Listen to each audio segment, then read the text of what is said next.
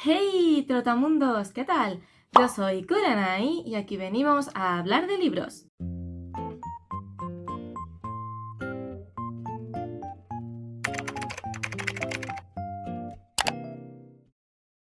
Hoy nos toca hablar de las lecturas que he estado haciendo durante el mes de junio. Como ya visteis en mis anteriores wrap-up, los meses anteriores no estuve leyendo demasiado, pero este mes por fin lo he tenido de vacaciones, así que he regresado a mi ritmo habitual y he leído un total de 12 libros. Sin embargo, no quiero dividir este vídeo en dos, así que voy a intentar ir rapidito y ligerita para que el vídeo sea lo más corto posible y poder hablaros de los 12 libros en un solo vídeo. Y como viene siendo habitual en los últimos vídeos, disculpadme por el sonido de la calle, pero es que si no grabo con la ventana abierta es imposible grabar y no puedo evitar que pasen coches, así que lo siento.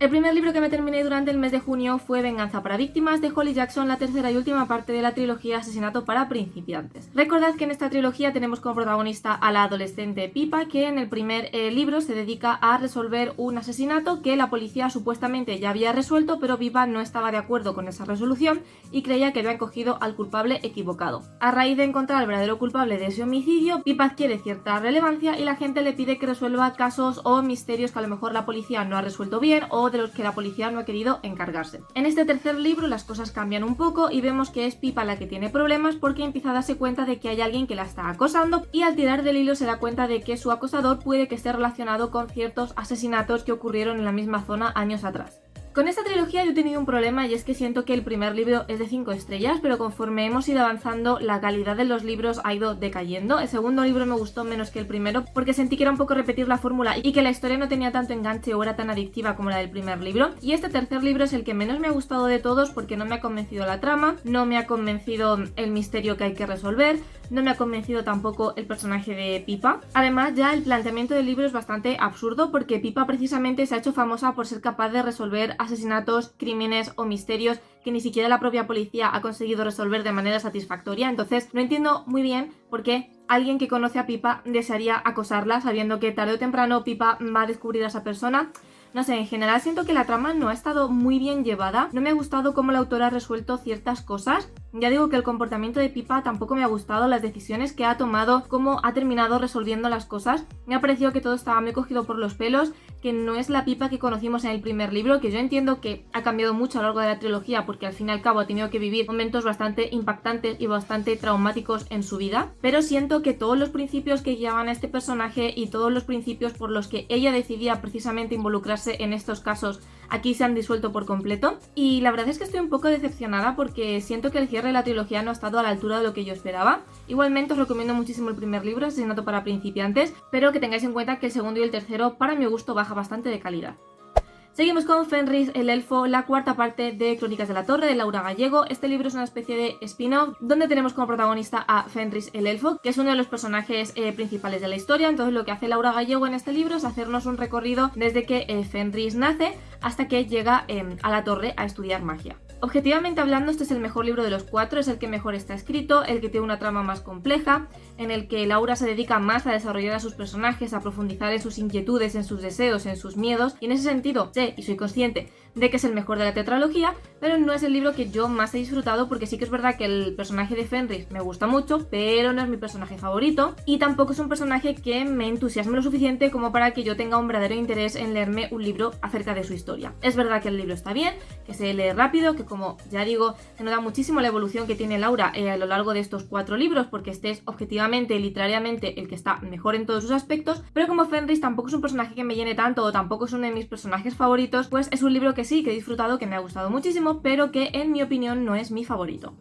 Del siguiente libro ya os he hablado en varios vídeos, 10 Galatea de Madeleine Miller. Es un libro muy cortito, un libro ilustrado que tiene unas ilustraciones absolutamente espectaculares y que nos habla del mito de Pigmalión, ese señor que no encontraba una mujer que se adecuara a sus gustos, entonces como es un gran escultor decide esculpir a su propia mujer, de la cual termina enamorándose porque es físicamente perfecta y decide pedirle a la diosa Afrodita que por favor le insufle vida para que pueda convertirse en su mujer de verdad. Como ya he contado varias veces, cuando nos enfrentamos al mito de Pigmalión siempre tenemos a Pigmalión como protagonista protagonista, el pobrecito, la víctima, al que nadie le quiere y el que se ve abocado u obligado a terminar esculpiendo una mujer porque si no se va a quedar solo. Y entonces lo que hace la autora es rescatar la voz de Galatea, que es la estatua que él crea, para contarnos esta historia desde su punto de vista y darnos cuenta de que en realidad es una relación extremadamente tóxica, de que Pigmalión es un machista, es un misógino y es un incel, y considera que Galatea, como ha sido esculpida por sus propias manos, pues le debe total sumisión, total obediencia, tiene que ser la mujer perfecta, lo que él quiere encontrar en una mujer. Entonces Galatea no puede tener pensamientos propios, no puede tener deseos, no puede tener opiniones, no puede hacer nada, no puede actuar como un ente individual porque tiene que estar supeditada a los deseos de su esposo. Es un libro que me ha gustado muchísimo, que me parece una absoluta pasada, es un mito que puede extrapolarse perfectamente a la actualidad, es un mito que nos muestra muy bien cómo son las relaciones tóxicas, cómo son las relaciones de dependencia, lo mucho que tienen que sacrificar las mujeres y soportar cuando están en este tipo de relaciones, y que aunque desde fuera se vea como muy fácil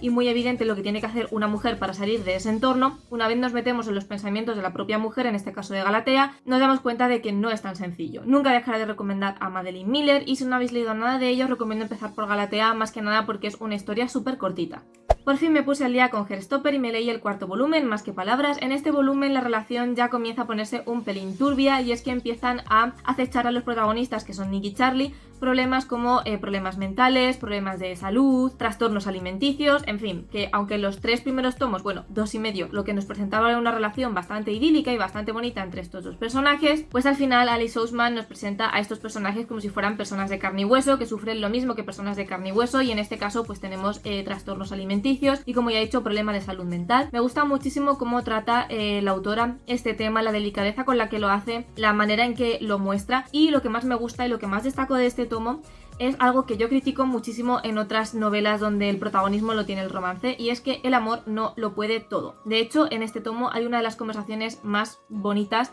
que he visto yo en toda la novela gráfica, que no os puedo decir cuál es ni quién la protagoniza porque sería un poco spoiler, pero hay una conversación preciosa en la que un personaje le dice a otro: no importa lo mucho que quieras a esa persona, solamente con quererla y amarla no la puedes ayudar. Necesita ayuda de profesionales, necesita por supuesto tu apoyo y que le digas lo mucho que le quieres y que vas a estar ahí al pie del cañón, pero solamente tu amor no puede arreglar los problemas que tiene esa persona y necesita ayuda profesional. Y creo que ese es un mensaje súper importante, porque muchas veces nos creemos que el amor lo puede todo y que con querer a una persona ya no necesita nada más, y no es verdad. Entonces eso es lo que más me ha gustado de este tomo, y si bien es verdad que es el tomo más triste y con el que más se sufre de los 4, creo que la autora trata aquí problemas que son muy importantes, y la delicadeza y la manera en que lo hace, de verdad que se ha ganado todo mi corazón. Ahora vamos con una decepción que descubrí hace poco y lo quise leer de inmediato porque me llamaba muchísimo la premisa, y es La Condesa Sangrienta de Alejandra Pizarnik. Y esta novela o este libro lo que nos narra es la vida de Elizabeth Bathory. Si no conocéis a esta señora, se hizo famosa porque se dedicaba a bañarse en sangre de mujeres vírgenes y muy jovencitas, porque creía que ese era el secreto de la eterna juventud. Este libro lo que hace es contarnos toda la leyenda de la Condesa Sangrienta, toda la leyenda de Bathory, acompañada por unas ilustraciones de Santiago Caruso que son una verdadera delicia. Os iré dejando imágenes en pantalla, porque es que de verdad lo mejor de este libro han sido las imágenes y la edición. La edición me parece una absoluta pasada, el libro es una verdadera preciosidad, y el único motivo por el que yo os recomendaría que os leyerais este libro es precisamente por la edición y por las imágenes. Además ahora han sacado una edición de tapa dura, pero lo que viene siendo la historia, ¿qué queréis que os diga? Ha sido totalmente un fiasco. Yo lo que esperaba encontrarme era una profundización en este personaje, y sobre todo que la autora profundizara en qué era realidad y qué era ficción, porque sí que se sabe que los enemigos de Bathory, porque bueno, Bathory pertenecía a una familia muy importante y al ser mujer pues tenía mucha gente alrededor que quería ver su caída porque no consentían que una mujer tuviera tantísimo poder en sus manos. Entonces sí que es verdad que hubo muchas cosas de las que se dice de esta mujer que fueron invención, pero hubo otras que no se sabe si fueron invención, si fueron reales. Entonces lo que yo me esperaba encontrar en este libro era un poco eso, que la autora nos diera un poco de luz y nos contara qué era realmente leyenda y qué era realmente verdad de este personaje histórico. Y lo que me he encontrado ha sido literalmente una página de Wikipedia bien escrita. De hecho, cuando me terminé el libro me metí en la página de Wikipedia de este personaje y me encontré con que todo lo que cuenta el libro ya viene en Wikipedia. Entonces no perdáis el tiempo. Si queréis saber algo de Bathory, os animo encarecidamente a que vayáis a Wikipedia y os leáis la página que hay escrita sobre ella, porque literalmente la información que hay ahí es lo que os vais a encontrar en este libro. Y como ya he dicho, lo único que merece la pena de este libro son las ilustraciones. Aunque sí que es verdad que es un libro que está muy bien escrito, es un libro que se regodea mucho los detalles morbosos y hace que sintamos una fascinación enfermiza por este personaje, no os lo voy a negar. Y me gusta mucho cómo la autora se ha adentrado pues en esa esa mente perversa del personaje, como la ha descrito y todo esto, pero lo que viene siendo a nivel de contenido la verdad es que me ha decepcionado un poco. Y vamos de decepción en decepción. Otro libro que me ha decepcionado bastante y yo creo que es una opinión súper impopular es Las bestias olvidadas de él, de Patricia A. McKillip. Esta es una de las primeras novedades que sacó la editorial Duerme Vela. Esta es una de las novelas que todo el mundo empezó a leer como loco, que todo el mundo decía que era una maravilla, que era una gozada, y a mí honestamente es un libro que me ha aburrido bastante. Tenemos como protagonista a Sibel, que es una hechicera que vive en las montañas rodeada de sus animales. La capacidad de Sibel es que es capaz de mentalmente llamar a animales poderosos o animales de leyenda con raciocinio y atraerlos a su lado. No solamente ejerce este poder sobre los animales fantásticos, sino que pronunciando el nombre de cualquier persona en su mente es capaz de atraerla y digamos de manipularla. Ella está feliz con sus animalejos, pasando olímpicamente de lo que ocurre en el resto del mundo, hasta que llega un hombre y le deja un bebé a las puertas y ella se ve obligada a ser madre y a empezar a inmiscuirse en el mundo de los hombres, aunque no quiere tener nada que ver con eso. Esto hace que finalmente termine viéndose envuelta en una guerra, en las políticas de los seres humanos y que esa vida placentera en la montaña pues se vaya diluyendo un poco y termine poniendo sus poderes a favor de los hombres. Es un libro que empieza bastante bien, es un libro que es bastante original en lo que respecta a otras novelas de fantasía, al menos en la fantasía que yo suelo leer. Es un libro que empieza muy interesante, pero siento que se va desinflando conforme avanza la historia. Y que realmente yo creo que es una historia de personajes, porque este libro lo que se centra es en Sibel, en sus poderes, en su evolución y en el personaje masculino que ahora mismo no me acuerdo de cómo se llama. Entonces es un libro en el que prácticamente no hay trama, en el que no sucede gran cosa, en el que la historia avanza con lentitud, porque al final lo que interesa es Sibel y sus capacidades y la cantidad de animales que es capaz de llamar a su lado, en cómo se va relacionando con Coren, que es este hombre, este guerrero que le trae al bebé y con el que luego empieza una especie de relación que no sabría muy bien cómo calificar, la verdad, pero es una novela que en general me ha aburrido bastante, que tiene diálogos muy artificiosos, donde los personajes tomaban decisiones que yo no entendía muy bien por qué las estaban tomando, donde ocurrían cosas que no entendía muy bien por qué estaban ocurriendo, no sé, yo era como incapaz de seguir la lógica de los personajes, incapaz de entender sus decisiones, incapaz de empatizar con ellos, y entre eso y que se me estaba haciendo un libro bastante lento en el que no conseguía engancharme, no sé, no había nada en este libro que realmente me animara a continuar leyéndolo. Es verdad que la atmósfera es muy bonita, de hecho la atmósfera me recuerda un poco estilo estudio Ghibli, es verdad que la autora escribe deliciosamente bien, me ha gustado también que tengamos como protagonista a una hechicera, a una mujer súper poderosa que tiene los principios muy claros, que vive de manera independiente, que no le debe respeto ni lealtad a nadie, que solamente ella sola con sus animales y ya está. Eso me ha gustado mucho, pero lo dicho, es una novela que simplemente no ha sido para mí y que si tuviera que calificarla de alguna manera sería aburrida y lenta. Después del chasco de Las bestias olvidadas de él, necesitaba algo de acción, algo adictivo, algo que me enganchara muchísimo, así que le di caña a La mirada de los ángeles de Camila Lackberg, su octava parte de la saga de Fleabag, que ya me quedan 2 libros para terminarla. En La mirada de los ángeles tenemos como protagonista a Annie y su marido que regresan a Fleabag después de muchísimos años fuera del pueblo, y es que la familia de Annie tiene una historia un poco truculenta. Sus padres y sus hermanos desaparecieron hace más de 30 años de la casa donde vivían sin dejar ningún tipo de rastro. Nunca se llegó a resolver qué fue lo que pasó con su familia y más de 30 años después, pues la niña, ya convertida en una mujer, decide regresar con su marido a Fleabag porque ambos han sufrido hace poco la pérdida de su hijo, y entonces para cambiar un poco de aires y para intentar superar, si es que eso se puede superar, la pérdida de su hijo, pues deciden mudarse a Fleabag, en concreto a la antigua casa de los padres de Annie, porque su idea es remodelarla y convertirla en una especie de casa vacacional donde se queden huéspedes durante el verano. En el momento en el que ambos regresan a esa antigua casa, empiezan a pasar cosas extrañas y parece que alguien quiere matarlos, así que Patrick, que es el policía del pueblo, se encarga de intentar averiguar qué es lo que está pasando, y conforme comienza a investigar se da cuenta de que es posible que los sucesos del presente tengan algo que ver con la misteriosa desaparición de la familia de Annie. Al igual que todos los libros de Camila Lackberg, esta novela es adictiva, se lee en nada, el misterio es súper interesante, la manera en que te lo plantea es súper interesante, yo no me vi venir ni de lejos qué narices estaba pasando. Es verdad que llega un momento en el que sí que empecé a ver por dónde iban los tiros y quién es o quién podía ser el culpable de la desaparición de la familia y por ende de lo que estaba ocurriendo en el presente, pero la autora consigue darle un vuelco totalmente y mis sospechas, aunque cierta parte sí que estaban bien encaminadas, había otra parte que me dejó con la cabeza loca porque no sabía que iba a ir por ahí. La historia del pasado también me tenía súper enganchada. Recordemos que en estos libros lo que hace la autora es contarte parte del pasado y parte del presente y luego al final ambas se terminan entremezclando. La historia del pasado es verdad que hay cosas que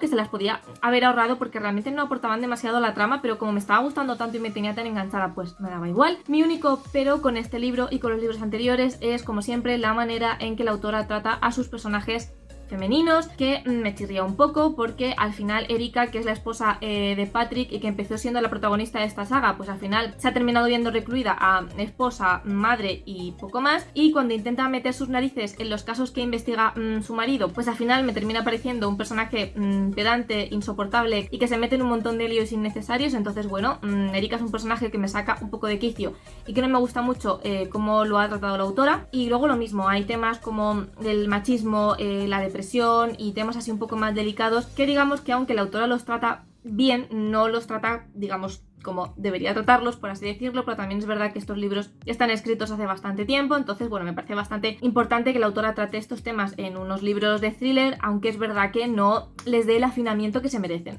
Mi siguiente libro, y que tardé bastante en leerme, fue Los hijos del rey, la segunda parte de Asesino de brujas de Selby Maurin. Ya os conté en alguno de los vídeos anteriores que me estaba costando muchísimo avanzar con este libro, que me estaba aburriendo bastante y eso me tiene un poco frustrada porque el primer libro, La bruja blanca, me lo leí en plan así, rapidísimo, estaba enganchadísima, es que me lo terminé en nada, y con este libro yo no conseguía avanzar, pero me puse terca y dije, me voy a poner a leer esta novela y hasta que no la termine no voy a coger otro libro, y lo conseguí. Y he de decir que, aunque al principio me costó muchísimo conectar con los personajes, conectar con la historia y todo, llega un punto más o menos a partir de la mitad que fui incapaz de soltar el libro. Entonces bueno, aunque sí que es verdad que es mucho más flojo que el primero, no es tan malo, o a mí no me ha parecido tan malo como mucha gente ya pronosticaba. El problema principal que tengo yo con este libro es que en el primero, precisamente lo interesante era la dinámica de enemies to lovers que había con los protagonistas, sus tiras y aflojas, sus insultos y sus maneras tan diferentes de ver la vida. Pero ¿qué pasa? Que en el primer libro los protagonistas terminan juntos, entonces obviamente esa dinámica no se puede replicar en el segundo porque ya son pareja y como pareja han evolucionado mucho y han avanzado en sus pensamientos y en sus formas de verse el uno al otro, entonces evidentemente todas esas pullas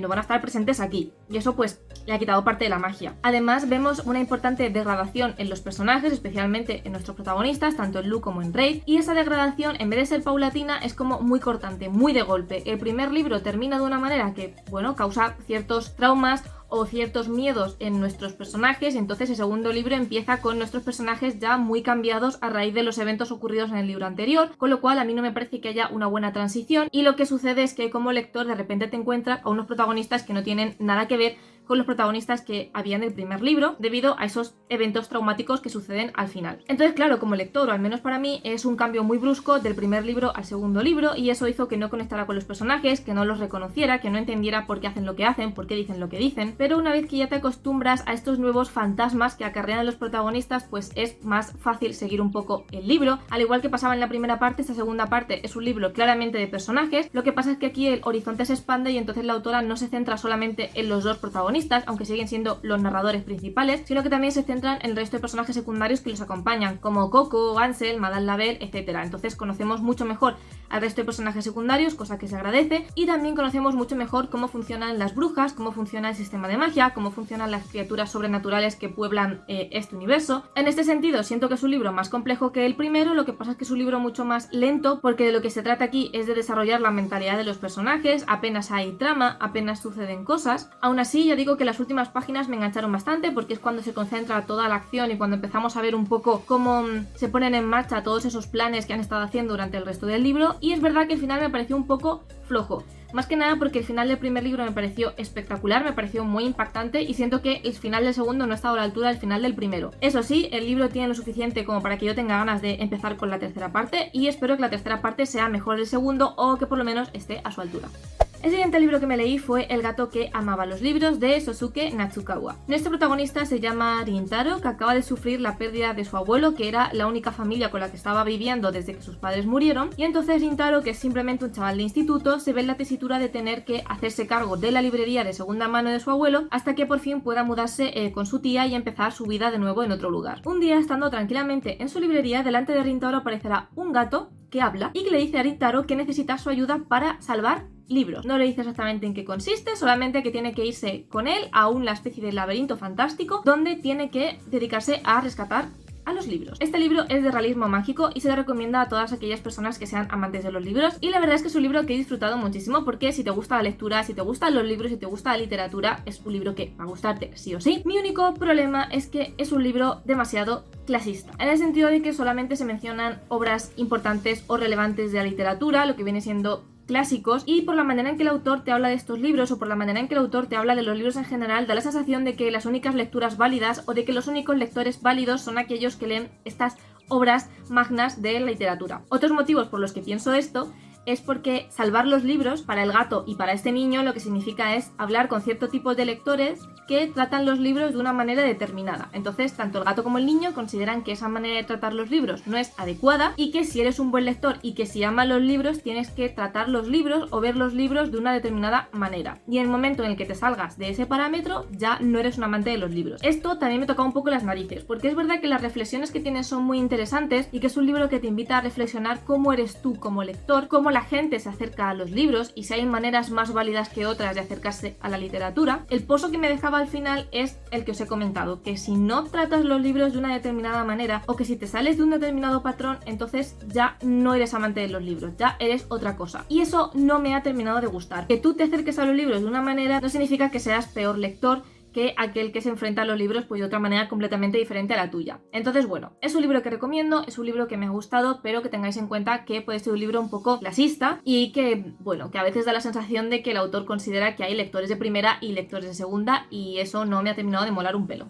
Mi gran descubrimiento de este mes, un libro que me ha flipado más de lo que yo esperaba, sobre todo porque es un libro que se sale completamente de mi zona de confort, es El Evangelio de Eliza Victoria. Nuestra protagonista se llama Eulalia y es una muchacha que acaba de empezar la universidad, está haciendo magisterio, pero está muy descontenta con su carrera y empezó la universidad con mucha ilusión, pero al final las asignaturas no son lo que ella esperaba, los profesores pues tampoco son lo que ella esperaba, y al final entre unas cosas y otras ha terminado desmotivándose muchísimo de la universidad, hasta el punto en el que cuando tiene que echar la solicitud para ver en qué colegio quiere hacer las prácticas, se olvida por completo de ello y la universidad le asigna un colegio de monjas. Es un colegio privado para niños de familias bien y además es un colegio católico, que es justo todo lo que Eulalia, o Lali como cariñosamente la llaman, odia, porque ella es profundamente atea, además ella es de clase obrera, entonces para ella es un choque muy fuerte el tener que trabajar de repente como profesora en este colegio. Este es un libro que en apariencia puede dar la sensación de que habla simplemente de eso, de una maestra dando clases en un colegio católico, pero en realidad es un libro que toca un montón de temas y con el que yo me he sentido identificadísima con la protagonista 100%. Entre otras cosas nos habla de que si eres de clase humilde ya no tienes las mismas condiciones que la gente de clase rica, que tienes que trabajar el doble y esforzarte el triple, y aún así nada te asegura que vayas a conseguir cumplir tu sueño, nadie te asegura que vayas a conseguir un trabajo que te saque de la miseria, y en cambio la gente que viene de familia con dinero no tiene que hacer ningún tipo de esfuerzo porque el dinero se lo va a solucionar todo. Nos habla muchísimo del contraste que siente la propia Lali al trabajar en ese colegio, de ver a niños que literalmente tienen la vida solucionada. También nos habla de ser padres, de gente que tiene hijos simplemente porque siente que tiene que tenerlos, pero no tienen realmente ningún interés y tiene a los niños ahí como si fueran una extensión suya, un adorno del que no se preocupan en absoluto y ya está. Nos habla de la desesperación de intentar encontrar un trabajo decente, pero al final tener que conformarte con cualquier cosa porque necesitas desesperadamente dinero para llegar a fin de mes. Nos habla de yo qué sé, de entrar en la universidad eligiendo una carrera que te gusta con todo el entusiasmo del mundo, pensando que por fin vas a disfrutar el estudio, porque por fin vas a estar estudiando algo que te motiva, y que luego llegas a la universidad y te llevas una hostia terrible. También nos habla de la sexualidad en las mujeres, y en fin, toca temas súper interesantes. Además está súper bien escrito, me gusta muchísimo también cómo la autora maneja la cotidianidad, cómo te habla de ciertas cosas que hace el personaje que para nosotros es normal, pero que te choca verlas escritas en un libro, como, yo que sé, por ejemplo, hay una escena en la que Lali se está cortando las uñas de los pies, que para nosotros cortarnos las uñas de los pies es como algo pues súper natural que hacemos, ¿no? Pero no sé, como que verlo en un libro de repente te choca y dices, hostia, que los personajes ficticios también se cortan las uñas de los pies. No sé, la manera en que aborda los temas, la manera en que los trata, la manera en que está escrito, es que me parece brillante. Es una novela generacional, además ambientada en Sevilla, y me gusta mucho cómo se nota que los personajes son sevillanos en su forma de hablar en los diálogos, pero sin llegar a hacer que esos diálogos sean demasiado coloquiales o demasiado incómodos. No sé, es que 5 de 5, de verdad, o sea, tenéis que leeros este libro, ha sido mi gran descubrimiento del año y de verdad qué maravilla de novela. Mi penúltimo libro fue Piranesi de Susanna Clarke. Aquí también tenemos una historia de realismo mágico donde nuestro protagonista es Piranesi, que vive en una casa que es una casa laberíntica que está llena de salas, está llena de estatuas, donde en las plantas de abajo tenemos el mar, en las plantas de arriba tenemos el cielo y en las plantas intermedias es donde vive o intenta sobrevivir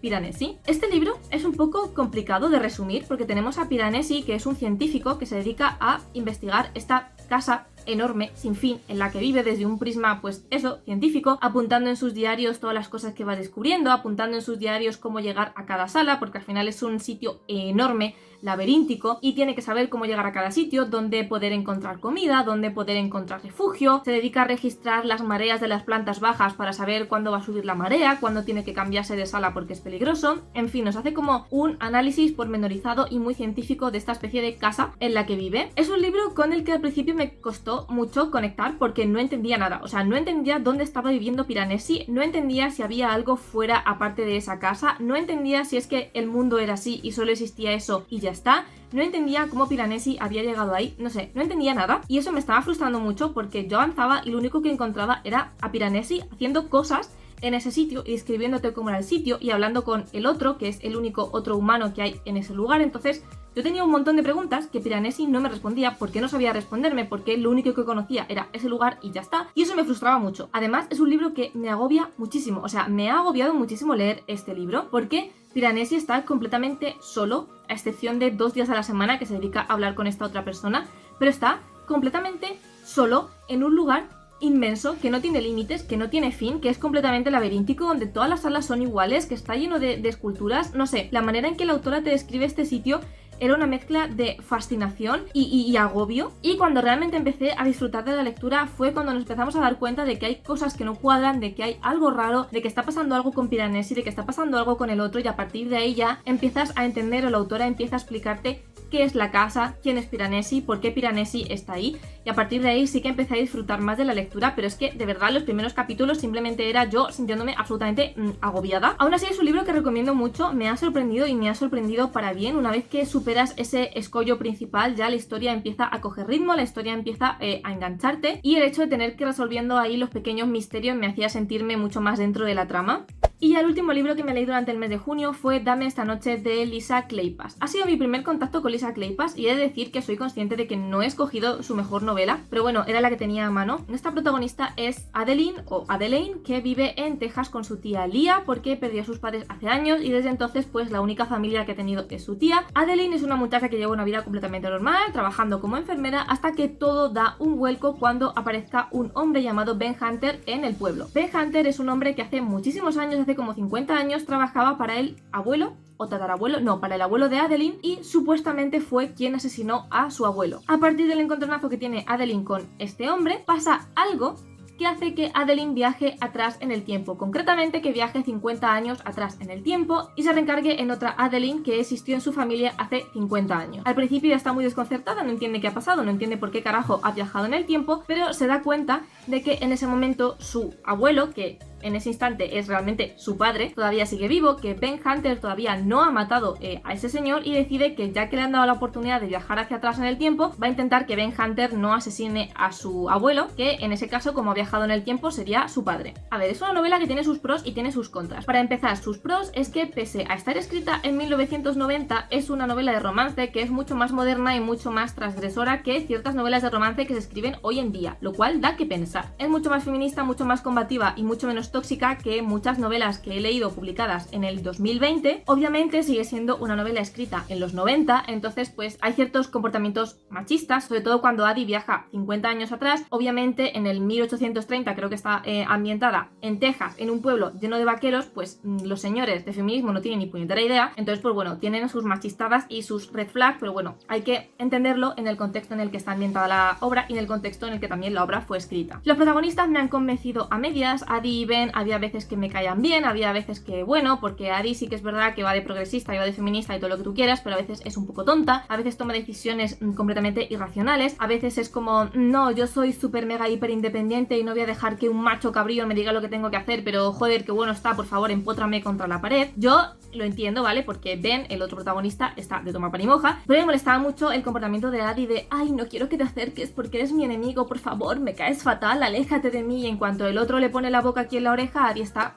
así. Entonces, pues bueno, ese comportamiento de las protagonistas de romance me saca un poco de mis casillas, ¿no? Porque es como, si le odias y ya está. Pero si le odias y te pone, pues reconoce que te pone y punto. No pasa nada porque te ponga a tu enemigo acérrimo. Luego, a nivel trama, me ha gustado que no sea simplemente el romance entre los protagonistas y ya está, sino que haya un poco de chicha, el misterio de si realmente Ben fue quien asesinó a Russell, de cómo esta muchacha lo va a impedir, de qué cosas va a hacer, de cómo se maneja Adeline teniendo en cuenta que ha retrocedido 50 años, teniendo en cuenta que está suplantando la identidad de otra persona a la que no conoce absolutamente nada. Entonces, bueno, Digamos que en general la trama no ha estado mal, la relación de romance